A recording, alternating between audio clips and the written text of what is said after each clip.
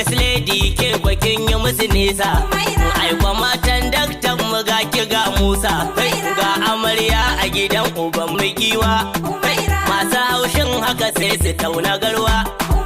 An ci ciwon ciki ki ba mu kanwa. Kai ku kara mata tambari. Matar sarkin waka mun bari. Na kasar Hausa rakani da tambari. To ina alhikima na daina gaugawa. Ya kamata mu je yau gwadon kunun kanwa. To na so na je nika hutu ba abun hawa.